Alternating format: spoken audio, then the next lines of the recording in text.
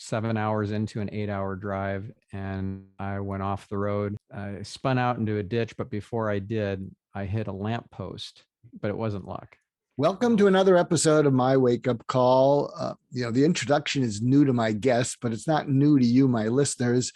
So this is for the benefit of my guests, not for you listeners, because if you've listened to these episodes, you know I start them always the same way. I meet people in the world, I get to know them a little bit, and I want to get to know them even more. And more than that, I want to have the process of getting to know them be something that you, my listeners, can witness and share in, because these are special people.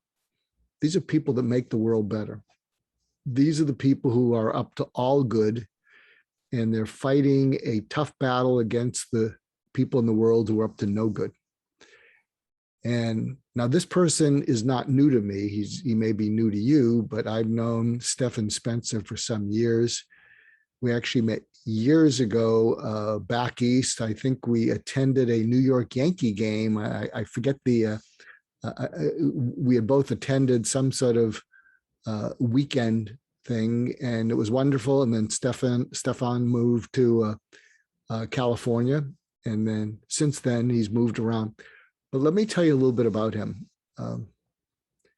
He's a deeply thoughtful, spiritual person, and you might not get that from what I'm about to tell you about him, because he's one of the world's leading SEO experts.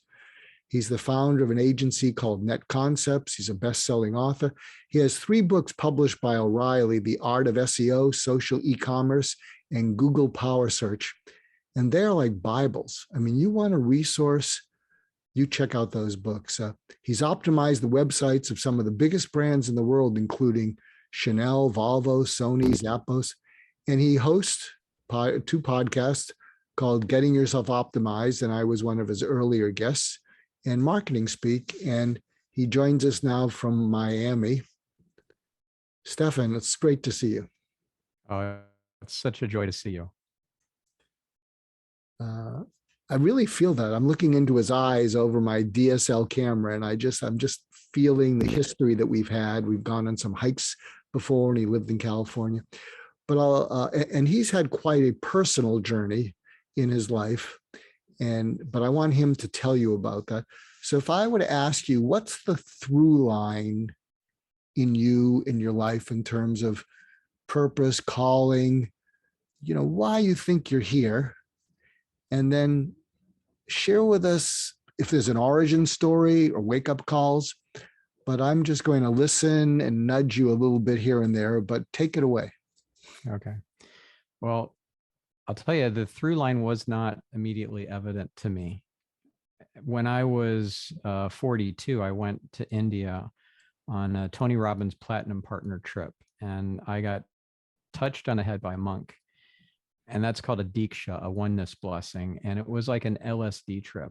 Not that I've done any drugs, because I haven't, but everything was in Technicolor.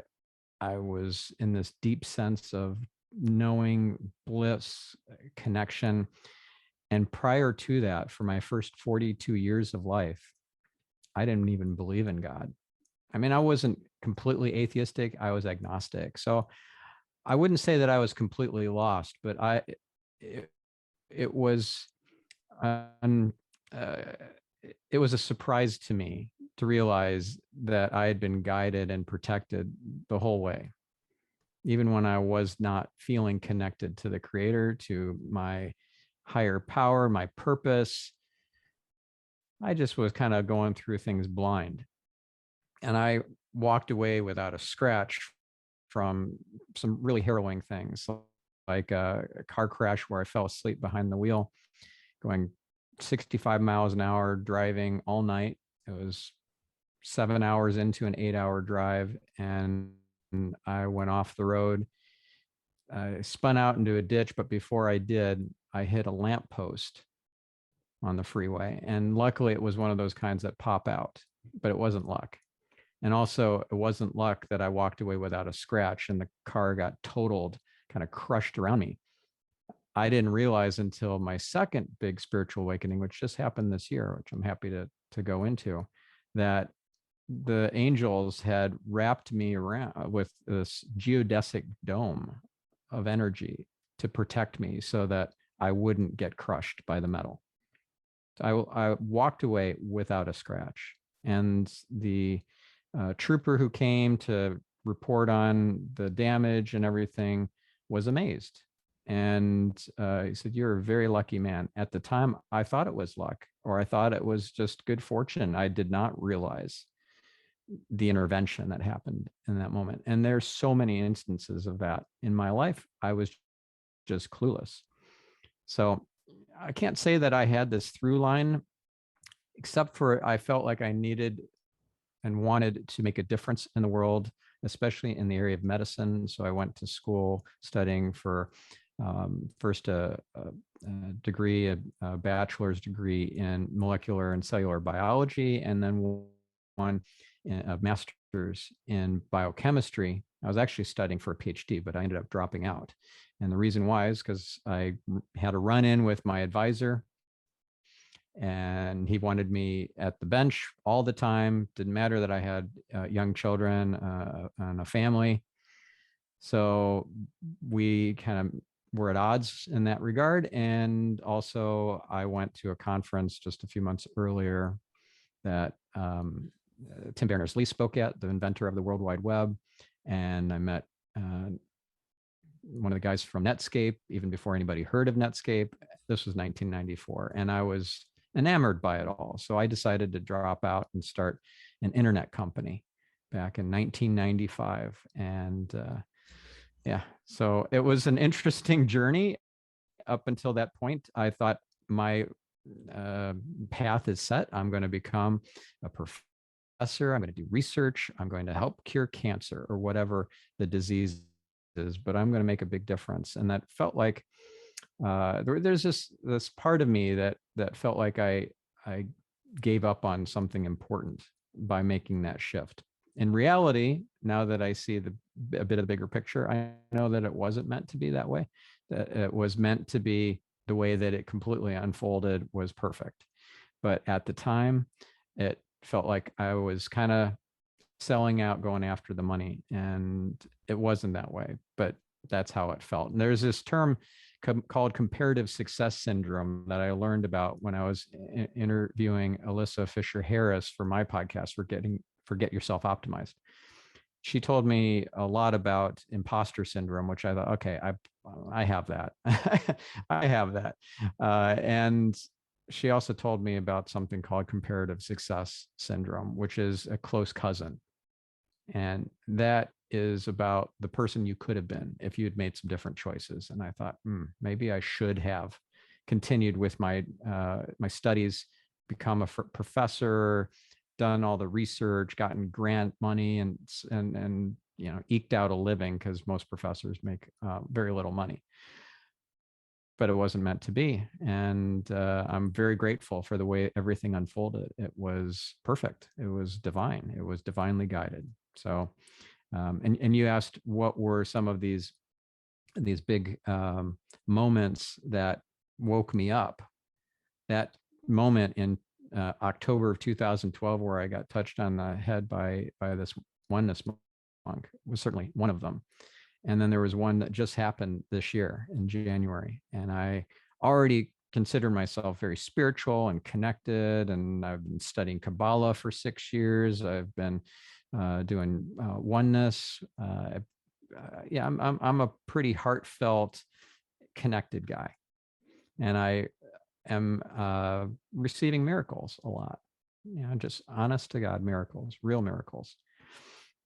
So can you share what happened? I think you mentioned a couple times in the last year, there was another of these wake up moments. Yeah. It was on January 22nd. I prayed to God for a job. And that might sound a little strange since I have a successful business. We're doing SEO for brands big and small. We're a good 7-figure business. And I'm very, very good at it. Very, very good at it. I'm world class. And that's not why I'm on this planet. And I didn't understand what it was that I was here for. but I knew it wasn't just to get people's websites to the top of Google. So I interviewed a few months prior to this uh, a psychic medium, somebody who's absolutely legitimate, very heartfelt, wonderful person. Her name is Sheila Gillette. I interviewed her, and in my preparations for this interview, I watched a video where she described her near-death experience. It was just after childbirth. She had an embolism. She was on her deathbed. She was definitely going to be gone, probably within hours. But she prayed. She prayed to God for a job. She said, please, God, let me stay on this planet. Let me raise my kids. Please just give me a job. I'll do anything. Give me a job. And it took a few months, but 3 months or so later, I decided I'm going to pray for a job. Now, I didn't want a near-death experience in order to get a job, but I wanted the job. I wanted to have that purpose, that mission that was directly given to me by the Creator. And it was instant. It was instant. It was like the veils had been peeled away, and I could see the matrix. I could see how my life had been saved by angels when I had that car crash in my early 20s. I could see how this is more like a simulation, more like a movie that I'm the director of, that I'm the pilot in the cockpit of my own airplane. This is my own universe in the multiverse. And I get to call the shots to a much larger degree than I ever thought possible. This is called co-creation. We co-create with the Creator. I had no idea about this. And it just changed everything for me. It changed everything. And then I started getting all these messages, and I started getting psychic abilities. You know, if you would have asked me or even just told me about psychic phenomena and said, you have this capability yourself, and it was, let's say 12, no, actually about 14 months ago, I would have told you that's nonsense. No way. I don't believe it. Well, I wouldn't dismiss it out of hand like that. I do believe in the willing suspension of disbelief, but I would not just take it on board as truth.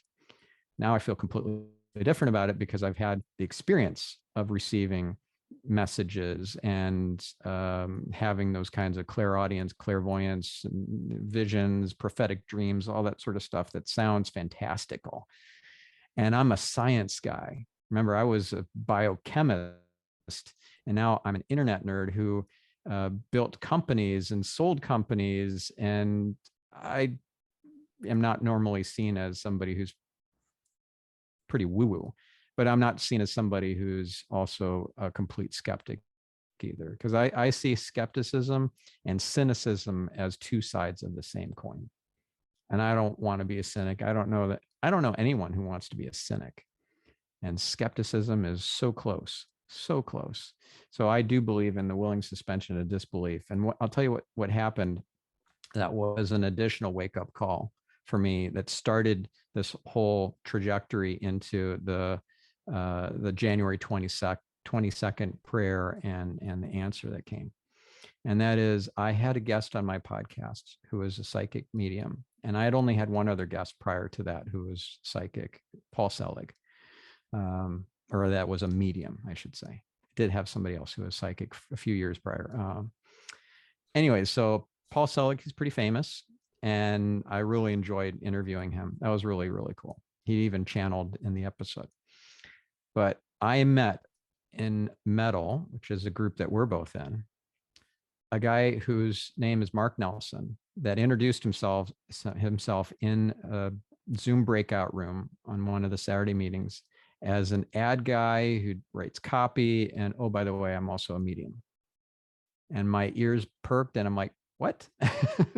This is about 15 months ago. And so I'm really intrigued. And I don't know what it was, but I felt compelled to have him on my podcast right away. And thank goodness I did, because he saved my family member's life while I was interviewing him. What happened was I had cleared the deck. No interviews scheduled for a 3-week time period while I was getting ready to move from LA down to Florida. But I squeezed him in. I figured I needed to have him on. I don't know why, but it was like an intuitive hit.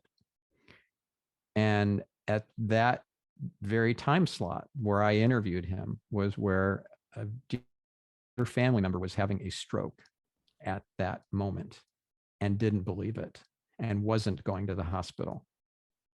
So when my wife Orion slipped a note to me in the middle of the interview asking if this person is having a stroke, and I interrupted the interview to ask him this, and he said, yes, absolutely she is, and here's what's going to happen. Here's what it looks like if she doesn't go to the hospital.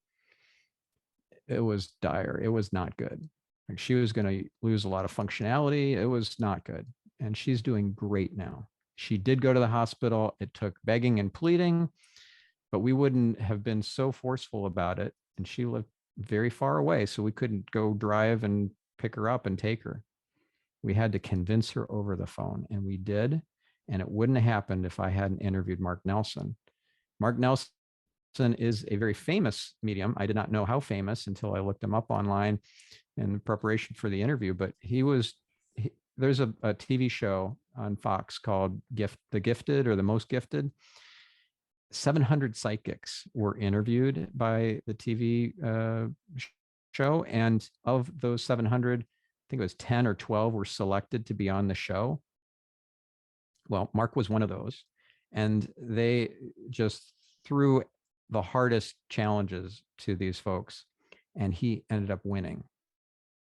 He was number one most gifted. And I remember watching this little segment of him where he was on the show, and there were 3 people, similar aged people, sitting in front of him. He knew nothing about them. And he was able to discern immediately that they went to school together, and he started receiving information about them. He saw visions of them in a high school. There were desks, but there were army boots, and there's people were then hiding under desks. And he immediately realized, this is Columbine. You all 3 went to Columbine. And then he started describing how they escaped. You went out the back door. You were hiding in the library. The only thing he got wrong, which is just a minor thing, is he said you were hiding in the library to one of them, and that person was actually hiding under the library. Everything else was spot on. So this guy is the real deal. And that opened the door to me believing in psychic phenomenon, because I'd never had any interest in getting a reading, going to a seance, nothing like that. It wasn't until he saved my family member's life that I realized, like, this is not an accident.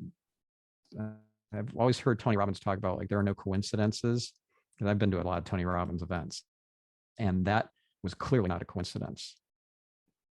So yeah, lots of wake-up calls. Yeah. What do you think fuels and sustains skepticism and cynicism?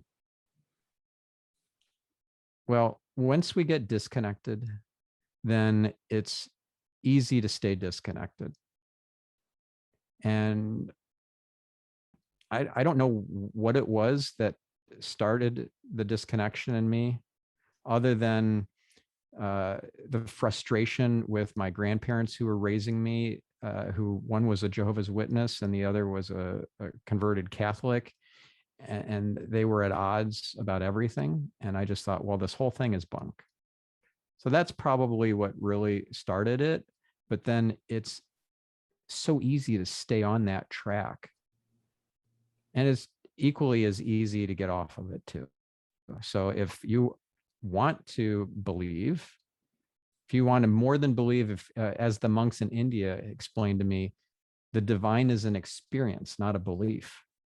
If you want to experience the divine, then you got to put yourself out there. You have to have that willing suspension of disbelief and try some things, whether it's, I don't know, ayahuasca. I've never done any of that. I'm not poo-pooing it by any stretch. I'm just saying that wasn't my path. I didn't choose that path, but it could be for you. the listener, plant medicine. It could be a 10 or 12-day silence meditation retreat. Vipassana is what it's called. It could be that you go to a Tony Robbins event or some other guru isn't the right word, but somebody who's more along the path spiritually so that you can kind of catch up. Whatever the path is that you choose, take some action, because just wishing it, yes, we're co-creators with the creator, but if you just wish it without action, it's incomplete. You don't close the circuit. It's like a bridge that's most of the way built. You can't send a single car over a 95% built bridge. So, yeah. I have some empathic abilities, and sometimes when my empathy is accurate and people feel felt, one of my books, Just Listen, is about really the power of causing another person to feel felt by you versus just feeling understood. Feeling understood is better than feeling misunderstood, but there's still a gap. There's still an experiential gap when you understand someone compared to when they feel felt by you. Yeah. And one of my challenges is I think when people feel understood and feel felt by me, a number of them lean towards me. In fact, some people will say, I can't hide from you. And I will say, is that a good thing? And they say, it's a weird thing. I don't think it's bad, but it's weird. But I hope you never stop what it is that we do, because I hide from everyone, including myself. And I share that with you because I guess people feel a certain safety with me that allows them to surrender into the experience. And I may do it because I vicariously live through them surrendering into the experience of feeling felt by me, but I have trouble surrendering myself. I'm not a control freak, and there's a part of me that just aches to surrender. I have a lot of difficulties falling asleep, and at night my mind will be racing, and I would just like to. I am exhausted. My body is ready to fall asleep, but my mind is on its own track. And it happens almost nightly where I would just like to be able to surrender and have my mind rest and collapse with where my body is already done for the day. So I'm really listening into what you're saying and resonating with it. And that part of my interest is, to go from an analytic frame into really feeling the spirituality and embracing it and surrendering to it and allowing it in, versus, like, I'm not sure that I'm a skeptic or a cynic, but I would love to allow it in. And you can. I think it's right there for you. I think you're ready for it.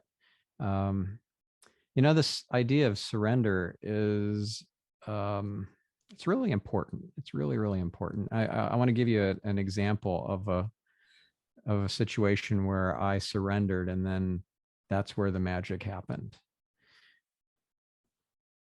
I was divorced in 2009, and I went through a really rough patch. That's where 3 different people saw how kind of wrecked I was and decided that I needed to go to a Tony Robbins event. And I was not really that keen on it. I didn't really know anything about Tony Robbins other than he was on TV with his infomercials. That wasn't my thing, but 3 different people, all within a very short time span, all telling me to go to this Tony Robbins event, which was called Unleash the Power Within. That felt like I was supposed to do that. So I did. And it started, again, it was a big wake-up call. I walked on 2,000-degree hot coals in my bare feet. I never thought I would do that in my life or anything like that. Never thought I'd break a board or break an arrow with my throat or any of the sort of stuff that I've done since. But this one moment was a catalyst for a whole lot of changes, because I realized after walking on those coals and not burning, in fact, not even getting a blister, that I could do anything. I could go get a hair transplant, which I did. 3 months later, I got a hair transplant. I could go get LASIK. I've been wearing glasses for decades, and I went 3 weeks later, I was in the doctor's office getting LASIK. No more glasses. All these changes that were from the outside perspective, external changes, actually were just a reflection of the massive internal changes. I was a different person. And so when I went through all of this transformation over the next, let's say, 10 months, nobody recognized me when I would start showing up at conferences again after the hair grew in, and then all the stuff that I'd gone through and the changes I'd made, the diet changes and the exercise changes. People literally did not recognize me. And that was really exciting and fun for a little while. Of course, that was a long time ago now. That was in 2010. But that idea of surrendering came to a head when I realized that I need some help to kind of learn some skills around pickup, because I had gone 2.5 years without a single date. I went and joined a mastermind called the Society, which is a secret society. Not so secret because it has a website, but a secret society run by Neil Strauss. Neil Strauss is famous for his book, The Game, all about the underground world of pickup artists. And he was a very successful pickup artist. I learned pickup from him and from other people that he brought in to teach at these intensives, because I was part of this mastermind, and there were 100 or 50 of us at the time, and then he grew it to 100. I've been in this for years, but ended up being a personal development mastermind, really not a pickup mastermind, but I did learn a lot of pickup. And it was through the act of surrendering that everything sped up and I met my soulmate almost instantaneously. It was I was at a Tony Robbins event. I was at Date with Destiny. It was the very last day. I was working on my poster board, which had all the power virtues, my mission statements, towards values, away from values, and most importantly, my relationship vision. That relationship vision I wrote in a very connected state. I was writing all the attributes of who she was going to be. And then I wrote who I was going to be, how I would show up in the relationship, what the relationship would be like. It was beautiful. And then I prayed. I prayed for her to show up right away. And I was very specific about right away. And 12 hours later, we were introduced by a mutual friend. And I knew in 5 minutes that she was the one. And the way I knew it was because, remember that Diksha, that oneness blessing that I got touched by a monk with? Well, in that same trip in India, 2 months prior to this Date with Destiny event, I'd also learned how to give these blessings. So I was a Diksha giver too. And that last night of the event, most everyone had gotten a Diksha, but not her. She didn't get touched. And she was kind of bummed about it. I'm like, well, I know how to do that. I can give you a Diksha. And we just met. And she said, I would love that. And so I prayed for her, put my hands on her head, and prayed for her that divine grace would flow through me to her. And so much so that I knew she was the one, because the more you pray for somebody, the more divine grace flows through to them. And I prayed for her like she was my soulmate, and I knew. So it was very short order before I already had a ring. And 9 days later, I surprised her with a proposal in a hot air balloon above the Las Vegas desert. And she said no. She said more precisely, not yet. And that made sense, logically speaking, because it had only been 9 days. But on the positive side, it was a very powerful moment for us that brought us even closer together, even though it was a very painful and awkward 20-minute descent back down to earth, literally. And that I remember how shocked the pilot was, because he was taking video for me with my iPhone. And he told me beforehand he's never had a failed proposal. So I killed his streak. And yeah, 9 months later, I reproposed to her and she said yes. But the surrender part is where I said, I am not going to use my techniques, which I could be pretty successful with. And yeah, I'm a little embarrassed to say I was successful with it just, the night before the event, before I met my wife. But it's not about the skills. It's not about your abilities. It's not about being kind of in a flow state or whatever.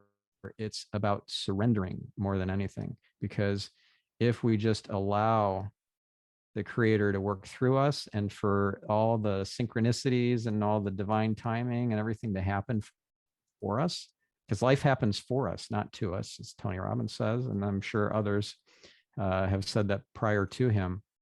But there's another level to that, and I've learned this recently from Neil Cannon, a mutual friend in metal, and that is, yes, life happens for us, not just to us, but there's another level where life happens by us. And that's where that co-creation comes in. That's where like just the other day, I'm like, I need to mail this FedEx package. I would just love to not have to figure out a drop-off location and all that. I would just love for a FedEx truck to appear right on the way, a half mile away from where I'm dropping my mother-in-law off at the JCC for her class. And boom, within a minute, there was a FedEx truck right in the middle of the road, in between lanes, between the two different directions, parked with the guy in the back messing around with whatever his packages were. So all I had to do was slow down, hand him the package, and I'm off. I didn't even have to go a millimeter out of my way. That's just a small example, but we have so much more power than we could possibly imagine. Each of us, we are the co-creator of not just our little world around us, our neighborhood, our family, our sphere of what we think is influence. No, we have global effect. If we believe that World War III is coming, we can bring it on just by our beliefs in our universe, in our little slice of the multiverse. And that's maybe scary for some, but it's also, I think, very empowering, because with great power comes great responsibility and also great blessings. To our listeners, to circle back, tell me if I'm getting this. When Stephan mentioned that he wanted a job, I think what you were saying is you wanted an assignment. You want not like go get a job at a company, but you wanted a job from that higher power, that being. Give me something that is aligned with why I'm here. Yeah, a soul mission.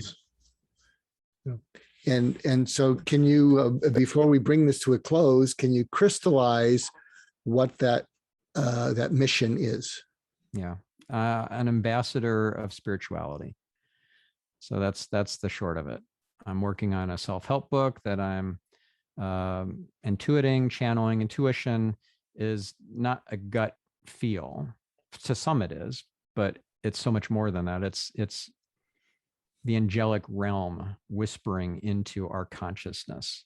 Mm-hmm. And if we listen to our intuition and then act on it, beautiful, magical things are going to happen in our life. An intuitive hit is something that is, it comes in unexpected. It comes in charge neutral. There's no emotion to it. It's not like fear inducing or anxiety producing, or it just simply is. And then finally, it doesn't lead anywhere else. It doesn't jump to the next thought, to the next thought, to the next thought. And next thing you know, you're remembering, oh yeah, I need to pick up milk at the store. it just stays there. So those are the intuitive hits. Pay attention to those. Even if you don't feel very spiritually inclined or connected, just pay attention to your intuition. And I have a feeling, Mark, that you have an intuitive hit around what to do about your sleep issue. Like putting aside all of the knowledge and analysis and all the left brain logical stuff that you have looked at in regards to sleep. What is an intuitive hit that tells you that I should do this about my sleep? Wow. I'll share something. My dad died 95, I think, and he could be a little bit on the critical side, and sometimes, and I have older brothers, and I have a middle brother. I'm the youngest, who could be the recipient of that. And so, and he was a numbers person. He trained as an accountant. And it's interesting you're bringing this up, because here's the intuitive hit is I think I had trouble falling asleep all the way back to my childhood. And I think there was one night, my guess is I was 7 or 8, in which I was kind of moaning with, feeling frustrated. I was tired and I couldn't get to sleep. And this was so unlike my father. He comes into the room, and I think I was even crying, I can't stand it. I can't fall asleep, whatever. And then he said to me, he said, I think it's possible to rest with your eyes open. He said, if you fall asleep, that's okay. But even if you don't fall asleep, nighttime is a time to rest so you can face the next day. And I think even if your eyes don't close, it's still possible to rest. And that was something that is so out of character from an accountant analytical mind. But every now and then, when I think of those special moments of kindness and understanding, as opposed to criticism, that's probably one of a handful of moments of just his being kind. So, but what you just said helped me to remember that. And so I'm going to try that tonight.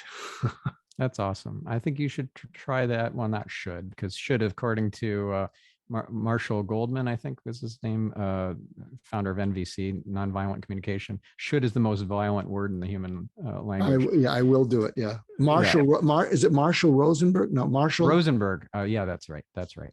Yeah. So he, definitely changed my thinking around the word should. So let me rephrase it to say, I highly recommend that you try that, not just for a night, but for a week. Just, I think it will take the pressure off. I need to sleep. I need to sleep. No, I'm going to take, let's see how long it goes, 15 minutes or whatever, of just being in a contemplative state or in a rest state with my eyes open and my eyes closed. And that's a form of surrender right there. Mm-hmm. Right. Yeah. Just being okay with whatever happens next. Yeah.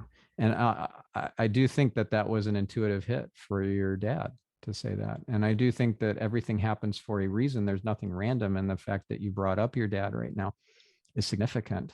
And every malady, syndrome, disease, disorder, every physical manifestation of discomfort comes from a interference from an external source, like an entity, a negative entity or negative thought form, or something that is messing with you, and you are in a low vibration, and thus you are receptive to or vulnerable to infiltration by that negative entity or whatever the thing is that's interfering with you. And so something that manifests as a disease could have had an origin point decades earlier. And so one thing that I've learned, and this is from, I've been learning from Tina Zion. I'm she's a famous medical intuitive. And so medical intuition is where you can intuit things that are wrong with people's physical body and also with their energetic bodies. So I'm learning from her, and I'm learning all these concepts. The thing I just described to you, I learned from her that it has an interference source, and it's not just you're outside and you happen to get rays of sunshine that just by chance break a genes, break the DNA at exactly the wrong point where it messes with a gene for a programmed cell death, and next thing you know, you got cancer. No, some entity interfered with you and made that happen. It's not by nothing's by random chance. So if you think about your relationship with your dad, and if there's healing to be had there, if there is forgiveness, if there is torment, you can always tell if there's torment for a person that there is a blockage of unforgiveness that needs to be released. So I don't know where you're at with your relationship with your dad, and this can be healed if it's not whole and complete now. Doesn't matter how long ago he passed, it can be healed now. And things that have a physical manifestation that seem completely unrelated to anything, once you start digging in, can have a very important emotional connection to somebody that hurt us in our childhood. Like, for example, Morton's neuroma in my left index finger, bothering me for 7 years. Had no way to fix it. Tried a lot of different modalities with doctors, with the allopathic medicine, nothing, no benefit. But then I found that there was a connection to my grandfather, who was physically abusive when I was growing up. And I had to live with him for a number of years. And he had hurt me. I didn't remember this, but he had hurt me when I was 12, hurt my finger, or maybe I was 10. Somebody, I was around that age. And that seeded the cascade that then turned into Morton's neuroma decades later. And by forgiving him, I released a lot of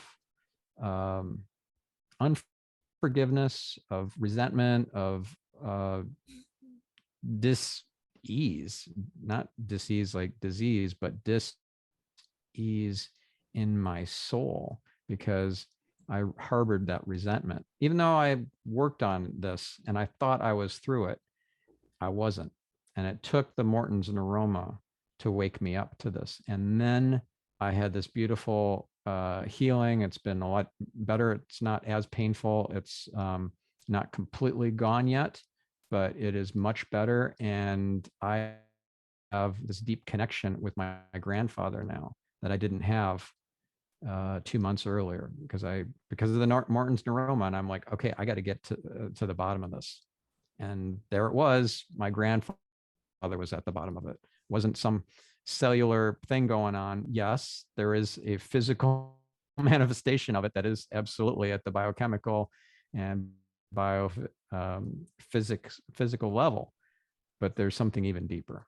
It's emotional and spiritual. So I bet that's going on with you and your dad. Okay, I can feel you're right. So thank you for being on and taking us on this journey, and the journey continues. And it's been a real treat for me. So I know it's been a treat and a gift to our listeners. So where can people best find you and get in touch with you? Yeah, well, stephanspencer.com is my main website. My podcasts are Get Yourself Optimized. So that's getyourselfoptimized.com for that website, and Marketing Speak, which is all things marketing, especially SEO and Facebook and e-commerce and analytics and all that sort of stuff. That's marketingspeak.com. And if folks want to email me directly, they can email me at stephanspencer.com, STEPHAN.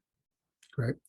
So thank you, my good friend. It's so good to see you, and so good to hear these things that I hadn't heard before. And especially I'm taking in and I'm feeling in some of the suggestions or what was the way you phrased it? It wasn't a should, but it was just a a recommendation, an idea. Recommendation. There you go. And you're welcome to use what works and discard the rest.